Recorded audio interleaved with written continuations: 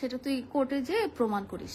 Court তো তোর কি না, তোর বাপের না কোর্ট? তোর বাপ আর্মিতে, তোর ভাই আর্মিতে, তোর জামাই আর্মিতে, তোর দুইটা জামাই আর্মিতে। আমি তাকে নেশা করতে মানা করি, আমি তাকে মদ খেতে মানা করি, আমি তাকে মেয়েদেরকে নিয়ে নষ্টামি করতে মানা করি। এই 3টা কারণে কিন্তু 2023 সালে আমার উপরে অ্যাটাক হয়েছিল, আমাকে হত্যা চেষ্টা করা হয়েছিল।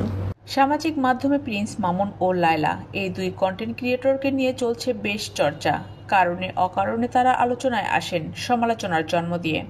সম্প্রতি আবার ব্যক্তিগত বিষয় নিয়ে এই দুজন নানা আলোচনা সমালোচনার জন্ম দিয়েছেন। প্রিন্স মামুন তিনি দাবি করছেন লায়লার বয়স 50 ও লায়লার সঙ্গে তার সম্পর্ক শুধু বন্ধুত্বের। আমার বয়স কত? তখন আমার বয়স 16-17। তখন আমাকে এত পরিমাণ লোভ দেখাইতো ভাই, এত পরিমাণ লোভ দেখাইতো। তখন ভালো মন্দ এটা বোঝার ক্ষমতা আমার নাই, অবশ্যই কম।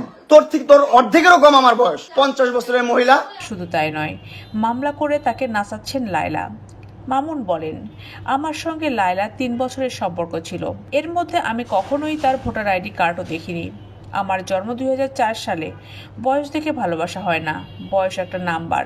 ভালোবাসা হয়ে যায় মায়া থেকে, কিন্তু সেই মায়াটা যে এমন ভয়ঙ্কর রূপ নেবে তা তো আমি জানতাম না।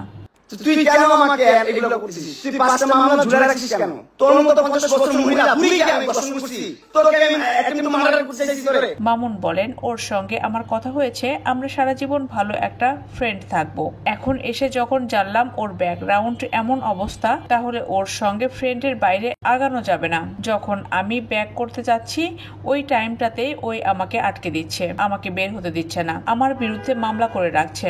মামলা তোলে না, কদিন আগে বলেছে মামলা তুলবে, কিন্তু তোলে না। আমাকে যেভাবে বলে আমি সেভাবে চলি, কিন্তু আমি পুতুলের মতো নাচছি।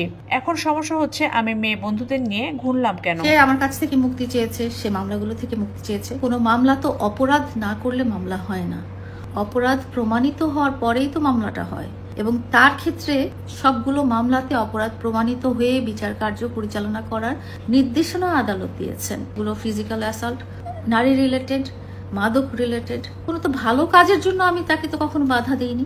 সে একটা ভালো ভিডিও করবে, সে একটা ভালো মিউজিক ভিডিও করবে, সে একটা সিনেমা করবে, বা সে একটা বাড়ি বানাবে, সে একটা গাড়ি কিনবে। কোনোদিন কি দেখেছেন যে আমি তাকে সেসব কাজে বাধা দিয়েছি?